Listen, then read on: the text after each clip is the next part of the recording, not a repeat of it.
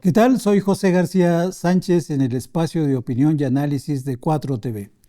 Añeja ultraderecha panista. El desconocimiento de la democracia de los panistas es tan grave que consideran que los espacios que ahora gobiernan los gobernarán siempre. Desde esa perspectiva monárquica y sus tentáculos de organismos y asociaciones fascistas intentan consolidar la alcaldía Miguel Hidalgo en la Ciudad de México como un bastión eterno, una especie de cuartel golpista que no saben que pueden perder en un año. La afiliación al PAN, promovida en su simulacro de refundación, fracasó en 3 meses, apenas pudo aumentar un 1% a esta fecha, afiliando a 1,116 personas por mes. El panismo está a punto de perder su registro a nivel nacional a causa de la famélica militancia que tiene. Dependerá del crecimiento del número de mexicanos en el padrón electoral, su sobrevivencia, porque a pesar de campañas estrambóticas de afiliación y estruendosas refundaciones que se basan únicamente en el cambio de logotipo y una sonrisa, no han captado mexicanos que se sientan atraídos por los alaridos con los que disfrazan su falta de ideas y vocación política. Alcanzar el 0.26% del padrón del INE es una tarea que debe preocupar seriamente a los panistas. Cualquier cambio que arroje la reforma electoral acercará al PAN a la desaparición de su registro a nivel nacional. Se trata del partido más frágil del escenario político mexicano, de lo cual todavía no tienen conciencia sus dirigentes. La conducta beligerante del alcohólico alcalde Mauricio Tabe será uno de los principales detonantes para que la gente abandone por fin al PAN, considerando que para 2027 todavía pudiera contar con su registro. Habrá que ver la condición en la que se encuentra la calle Presidente Mazarik en Polanco, que hace unos meses el PAN presumía comparándola con la Quinta Avenida de Nueva York. Para muestra basta ese botón de muchos que hay en la descuidada circunscripción que es evidente es gobernada por un borracho. No todo es Polanco en la alcaldía Miguel Hidalgo. Del lado oscuro está la colonia Anáhuac, donde cientos de vecinos muestran un rostro que ningún panista conoce. O Popotla o La Pensil son espacios que deberán ser visitados por esos seres que solo ven hacia Estados Unidos. Ante la designación del Premio Nobel de la Paz a María Corina Machado, uno de los tentáculos del panismo más extremo, llamado OTCA, Organización Demócrata Cristiana de América, que preside Mariana Gómez del Campo, prima de Margarita Zavala y una de las más radicales panistas, el 8 de noviembre, que fundaron la OTCA, la organización otorgó un premio adicional a Corina Machado.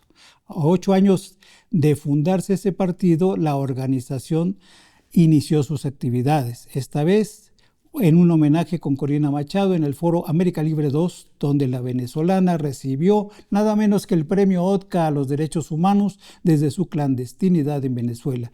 En ese momento fue considerado por lo más rancio del panismo heroína de América. En el elogio de las minorías, la derecha mexicana asegura que somos muchos más quienes luchamos por el bien que quienes son guiados por el mal. Como si se tratara de una serie de caricaturas donde los buenos y los malos son los únicos protagonistas de la historia. A partir de ese momento, al dipsómano Tabe se le ocurrió decir que la alcaldía Miguel Hidalgo es y será bastión de la libertad, donde se encuentran mujeres y hombres que han sufrido los horrores de ser prisioneros políticos y hermanos, hijas, cónyuges de presos políticos. Seguramente refiriéndose a la población judía que desde hace décadas han abandonado Polanco, precisamente en el período administrativo de terror de su correligionaria Xóchitl Gálvez. Las fantasías de la derecha en México superan cualquier expectativa de la extravagancia, pero no suficiente. Con esa apreciación comenzó a victimizar a verdaderos golpistas y represores del continente.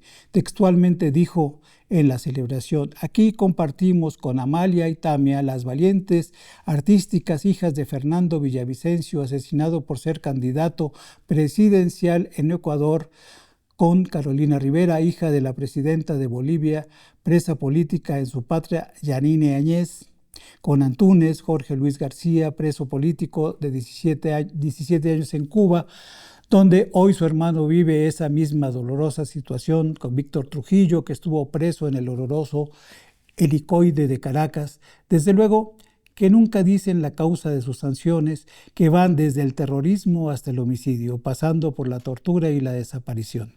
Considerar un bastión o un territorio liberado habla de la actualidad beligerante de una especie de terreno tomado por una tendencia política definida, retrógrada, fascistoide y anacrónica. Las guerrillas latinoamericanas liberaban territorio para señalar su avance hacia la victoria final. Lo mismo sucedía en la Segunda Guerra Mundial a la llegada de los aliados a Normandía, cuando desalojaban a los nazis de los llamados también territorios ocupados. Estamos hablando de espacios ganados a sangre y fuego de manera irreversible, haya o no elecciones, exista o no la democracia. Recordemos la invasión que realizó con la Cámara Xóchitl Gálvez por toda la alcaldía, donde derribaba puestos, destruía negocios, reprimía ciudadanos en nombre de lo que ella consideraba buen gobierno en esa demarcación. Se comportó como una verdadera Atila en territorio enemigo. Ahora solo le falta a Mauricio Tabe defender con armas la alcaldía Miguel Hidalgo, la parte de la economía holgada. El resto puede ser absorbida por otros municipios. Para los panistas, la pobreza debería ser expulsada de sus territorios. Si a esto añadimos el hecho de que el alcalde en su delirium tremens solicitó a la Secretaría de Relaciones Exteriores reubicar las embajadas de Venezuela, Nicaragua y Cuba, cuyos gobiernos violan los derechos humanos de los habitantes, estamos hablando de una especie de gueto del siglo XXI en el que ahora se autodiscriminan los fascistas. En este momento los ciudadanos estadounidenses quisieran estar en Venezuela o Cuba. La miopía de la derecha impide ver la situación de pobreza de ciudades como Cleveland, Detroit y Camden, entre otras muchas de ese país donde todos los derechos humanos son violados todos los días, empezando por la vida, como sucedió con la ciudadana estadounidense Renee Nicole Good, de 37 años, quien dejó 3 hijos menores de edad en la orfandad a causa de balas de la policía del Servicio de Inmigración. Trump ha echado por la borda la libertad de expresión, separando familias, dejando niños sin sus padres, encarcelando a sus propios ciudadanos por el simple hecho de ser morenos, pasando sobre las decisiones del Congreso e invadiendo países cuyos ciudadanos murieron a causa de las bombas, acusándolos sin pruebas de ser narcotraficantes. Esa es la libertad de la que hablan los panistas, quienes todavía no se dan cuenta que la nueva embajada de Estados Unidos también se encuentra en la alcaldía Miguel Hidalgo, que gobierna el Führer Tabe. Presenciamos a un partido de derecha cuyas actividades rayan en el fascismo, en la complicidad con las matanzas de inocentes y la violación de los derechos humanos. Un verdadero peligro para la democracia y para el planeta. La perspectiva del PAN ante la democracia radica en contar con los suficientes tentáculos como para crear una defensa territorial que pudiera convertirse, como sucedía con las guerrillas, en un territorio liberado en ese pedazo de ciudad al poniente de la capital, si se le permite vociferar al respecto. Esto es solo el comienzo, y si se quedaran sin registro, porque la ley lo determina, que es muy probable, la violencia no está lejos de echar a andar las opciones políticas radicales de los panistas.